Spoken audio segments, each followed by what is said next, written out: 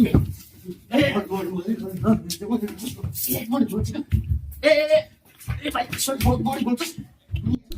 साथीहरु नमस्कार। यो भिडियोलाई फुल हेर्नुस्, लाइक कमेन्ट अनि शुक्र रम्तेल युट्युब च्यानललाई पनि सब्स्क्राइब गर्न नबिर्सिनुस्। सब्स्क्राइब गरिदिनुस् होला। अनि कलाउटेले चाहिँ सधैँ अब उसलाई उसले प्राङ्क गरिरहेको थियो होइन। अब उसले पनि अब त्यस्तै आफूलाई उसले गरे जस्तै गरेर म पनि उसलाई गरौँ भनेर सोचेको थियो होला। एउटा होटलमा यो प्राङ्क गरी माग्ने पनि अब युट्युबरै रहेछ। उसलाई प्राङ्क गर्ने क्रममा चाहिँ झनै आफैले धोबी भेटेको छ। भिडियो एकदमै रमाइलो छ। भिडियोलाई फुल हेर्नुहोस्। फेरि पनि भन्छु सब्स्क्राइब गर्न बिर्सिनुहोस् होला है त च्यानललाई। तेजेन्द्र परियार त्यही पनि नामै कलौटे भनेर चिन्नुहुन्छ दर्शकले। आज म भन्दा पनि अर्को कालो मान्छेलाई भेटाएको छु पोखरामा। हाम्रो नाम चाहिँ थाहा छैन यो को हो भन्ने कुरो। यो बाटा डुल्दै थियो भेटाएर ल्याएकोलाई स्वागत छ भाइ तँलाई। अनि यो यस्तो यो कालो भनेर यस्तो गर्ने होइन स्वागत गरेको हो। कस्तो गरेर त्यस्तो भन्दा नि के तालले किन डराएको यार? अहिले त आउन अहिले त किन डराएको? ल फेरि तपाईसँग डराउनु पर्छ नि छैन नि त। एकछिन पर्खनु स्वागत त गर्नु पर्यो। स्वागत गर्ने तरिका हुन्छ नि त। यो कालो बा यो भाइ त के यो हेर्नुहोस् है, हेर्नुहोस् बेहोरा देखाइरहेको देख्नु भएको छ। म स्वागत गर्न गइरहेको छु अनि बाटा हिँड्दै गरेको बटुवालाई आज यसो यहाँ यस्तो राम्रो रुममा ल्याएर यहाँ राखेर स्वागत गर्न लाग्छ। उल्टै मलाई पो स्वागत दिइरहेको छ। के गरेर मलाई के स्वागत गर्न नपाउनु मैले? भन्नुहोस् न तपाईँ किन डराउनु भएको छ मसँग? ल्याङल्याङ गरेको तपाईँ सुन्नुहोस् न, मैले गएर तेजना आइरहेको छ। फेरि त्यो ल्याङल्याङ कुरा नभने कलौटे के भनेको त्यो जे पाते बोल्ने अलिकति तरिका छैन। तरिका छैन स्वागत गर्नु। तपाईँले सुन्नु न दाइ, तपाईँले त्यो बटुवा सटुवा त्यो त्यस्तो मन पर्दैन है मलाई। सरी म अब त होइन के म भन्दै त छु स्वागत त गर्न पाउनु पर्यो के। स्वागतको कुरा होइन कि त्यो ल्याङल्याङ कुरा नगर्ने। हिजो तपाईँले के भने यहाँ कोटा खोज्ने हेर्नु हेर है भाइ, फेरि थुतुने सुतुने फेरि जाल है। फेरि होस् गर फेरि थुक्का होइन फेरि कला थुक्या तिमीलाई थुक्या के किन थुक्यो थुक्न नपाउने मुखे बिस्तारा थुक्छन् बिस्तारा थुक्छन्। यता थुक्दैन ल उता फर्केर थुक्या तिम्रो मुखमा थुक्ने तिम्रो मुखमा थुक्दिन ल। अहिले होस् पुऱ्याएर बोल्ने गरेर सुन न। यहाँ मैले तिमीलाई होइन एउटा कलाकार जस्तो मान्छे आएर तिमीलाई यसो चाहिँ बाटा हिँड्न पर्दैन सपोर्ट होला। तिमीलाई भोलि बिहान चाहिँ कतै बाटा हिँड्दा नि हामीसित बसेपछि कसैले केही भतुवा यहाँ आइज भनेर नभन्ला भनेर के कस्तो हात हाल्छ यार? मेरो कुरा सुन्नु न। भाइ मलाई हात हालेको तिमीले? तपाईँ मात्र बोल्यो भने हात हालेको मलाई हातबात गर्ने मलाई ल्याङल्याङ गरेको बस न राम्रो सब कुरा सुन्नु न मेरो। त्यो कस्तो मान्छे रहेछ बस न भने मेरो कुरा सुन्नु तपाईँले बिल हान्नु बोलाएको क्या बस यार तिमी बस कि बस त्यस्तो माइन्ड गर्नै पर्दैन। बस न म एउटा इन्टरभ्यू गरेर जाने हो कि भाइ। बस न तिमीलाई कस्तो यार खिचिरहेको छ क्यामेराबाट। हेर यत्रो क्यामेराको अगाडि बस्दा बस्दै के भयो कि तिमी यार? आफसमा आऊ न। एउटा कुरा सुन्नु नि त। एउटा कुरा सुन्नुहुन्छ के कुरा? ल बस्नु ल। तपाईँले के भन्नुभयो? म कलाकार भन्नुभयो होइन। तपाईँलाई अहिले त्यो सचिन भाइलाई एकदम रेक्सिभेट छ है। अनि चिनिया त रहेछ नि। सुन्नु त्यो सचिन भाइलाई एकदम रेक्सिभेट छ। तपाईँलाई त 100 मा 0% नै छैन है एउटा कुरा है। 100 पाउनु मेरो कुरा सुन्नु अनि तपाईँ त्यसपछि कुरा गर्ने। तपाईँलाई त्यो सचिन भाइ छोडेदेखि त्यो आउरे पाउरे धुपाउरे राम्रोसँग तपाईँले कहाँनिर चाहिँ तपाईँले चाहिँ राम्रोसँग खेल्न पाउनुभएको छ।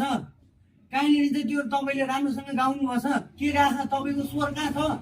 अलिक खै सुन न सुन मेरो रक्सी खाएको तालमा हे भनेर हुन्छ त्यो बोका त गराएको छ। म रक्सी खाएर गाउने कलाकार जस्तो लाग्यो।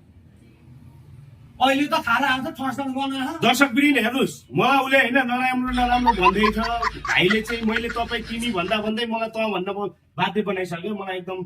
मलाई फेरि यो रक्सी जाँड खाने जसले धेरै खान्छ त्यसले मलाई भन्छ तिमी जस्तो बाटा हिँडेर 10 रुपियाँको रक्सी खाने एकचोटि अनि त्यहाँबाट फेरि अर्को ठाउँ जाने फेरि 10 रुपियाँ मागेर खाने मान्छे जस्तो सोच्यो क्या? 10 रुपियाँ मागेर म त ब्रान्डेड खाने मान्छे। ल के गर्छ त अनि?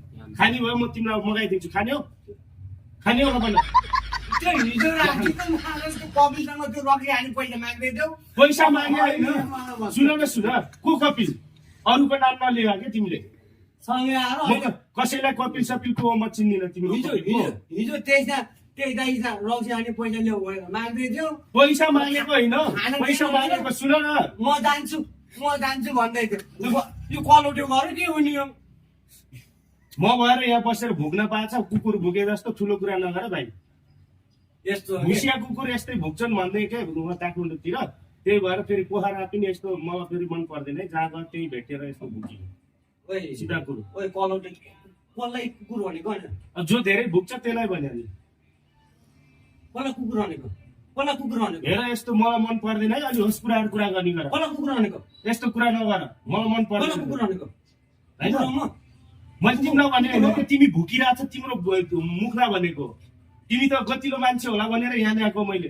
तिमी त रहन्छ यार दिमाग सिमाग रहन्छ त यार एउटा खप्री सप्री यार उडेछ क्या यार खै हेरौँ त उडे हेर्छ उडेको कसरी उड्दो रहेछ पुरुको उफ्रिन्छ त्यो त उफ्रिहाल्छ नि भ्याउ पोखरा बस्ने भ्याउ त पोखरा हो जति उफ्रे नि ठुलो कुरा नगरेको सुन होइन बसेर बस्छ अब पर्दैन क्या बसेर बस्छ भने त यार कति उठिरहेको भनेको यहाँ सुन त म राम्रो कुरा सोध्छु क्या यार सुन मैले यहाँ सबै म भिडियो गरेको छु होइन तपाईँलाई एकदम म तपाईँलाई रेस्पेक्ट गर्छु तपाईँ बस्नुहोस् लास्टै कुहिएको मान्छे रहेछ एकदम बु भन्दा नि कुहिएको मान्छे यो सडेको आलु भन्दा नि पीडित मान्छे रहेछ यो यस्ता मान्छेलाई त देश निकाला गर्नु यस्ता कलौटेहरूलाई त्यो बेमारी सेहरूलाई ल्याएर यहाँ चाहिँ राम्रो गराउँछु भन्दा भन्दै हुँदैन जसको क्यामेरा बोलाएको त नि म आफै आएको हो मैले बोलाऊ त नबोलाएको मलाई कसरी थाहा भएको थियो नि कलौटे अनि खोज्दै किन हात अनि कलौटेलाई कसको के खाने हिजो फोन हाने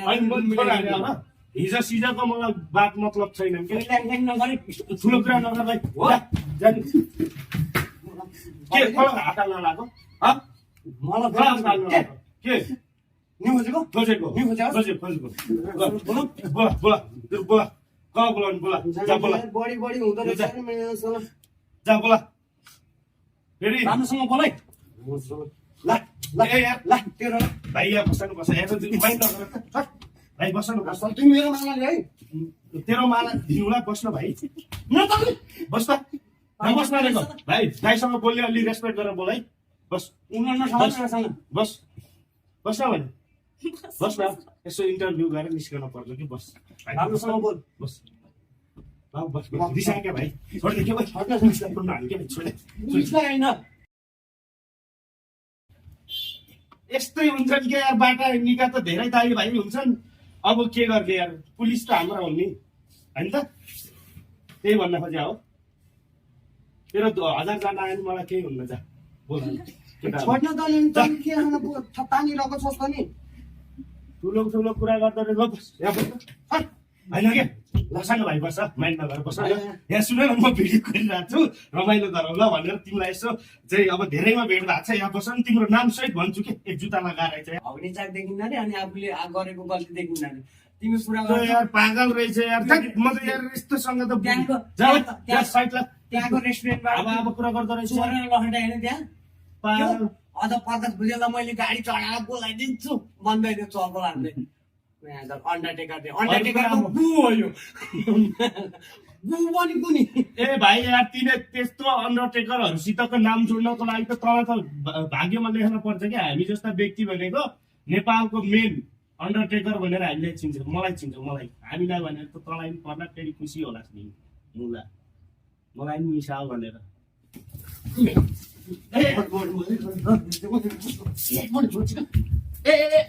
भाइ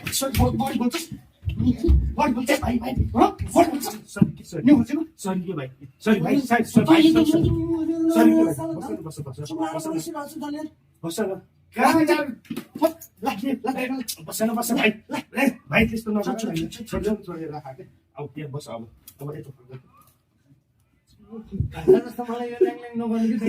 भाइ सुन तिम्रो रियाक्सन हेर्न मात्रै खोजेको अरू केही होइन मैले तिमी कतिसम्म रिसाउँछौ भनेर दर्शक वृन्द नमस्कार म तेजेन्द्र परियार त भन्थे मैले भाइलाई एकदम रियाक्सन हेर्नको लागि हो नरिसाउनु नरिसाउनु होला एउटा राखिराख्नु नि यार है राम्रो हुन्छ नि यार एउटा बोल्ने तरिका होइन हाम्रो भाइ भनेको अब हामी यहाँ मैले रियाक्सन हेर्न मात्रै खोजेको थिएँ। हामीले यो भिडियो हाल्छौँ है भाइ, रियाक्सन हेर्नको लागि माइन्ड होइन दाइ त्यस्तो हुन्न कि नगर्नु। सरी के भाइ, सरी मागे ल। मैले हिजो कोठा खोज्दैछु त तपाईँहरूले नि त्यस्तो होइन त्यस्तो माइन्ड नगर्नु।